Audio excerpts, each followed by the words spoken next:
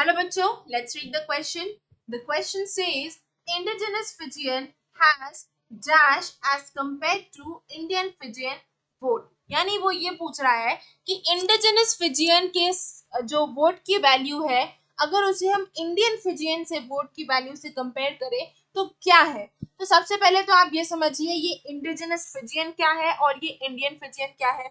Indigenous Fijian का मतलब ये हुआ फिजी में जो रहने वाले लोग हैं उसे फिजियन कहेंगे, तो उन्हें कहते हैं इंडिजिनस फिजियन। जैसे हम इंडिया में रह रहे हैं तो हम इंडियन कहलाएंगे, वी आर इंडिजिनस इंडियन। हम यहीं पे पैदा हुए, यहीं पे बड़े हुए, यहीं पे नौकरी कर रहे हैं, यहीं मर भी जाएंगे। तो इंडिजिनस फिजियन का मतलब हुआ फिजी के लोग जो वहीं पर पैदा हुए वहीं रह रहे हैं। और इंडियन फिजियन का मतलब ये हुआ कि इंडिया के लोग जो माइग्रेट करके फिजियन में जाके बसे हुए हैं उसे कहते हैं इंडियन फिजियन। तो आपको यहाँ सवाल ये पूछा गया है कि इंडिजिनस फिजियन और इंडियन फिजियन की वोट की वैल्यू कैसे कंपेयर है, मतलब किसकी वोट की वैल्यू ज्यादा है, किसकी वोट की वैल्यू कम है। तो कह रहा है indigenous Fijian has option number A no vote value, यानी इंडिजिनस फिजियन की जो वोट की वैल्यू है वो कुछ भी नहीं है इंडियन फिजियन की वोट की वैल्यू के सामने। दूसरा कह रहा है less vote value, Indian indigenous Fijian की वोट की वैल्यू इंडियन फिजियन के मुकाबले बहुत कम है।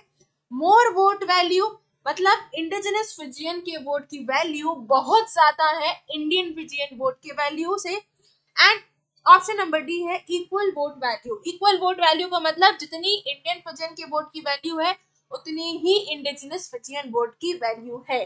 तो फिजी कंट्री में क्या देखने को मिलता है कि जो इंडिजिनस फिजियन है, जो वहां के रहने वाले लोग हैं, उनकी वोट की वैल्यू ज्यादा है।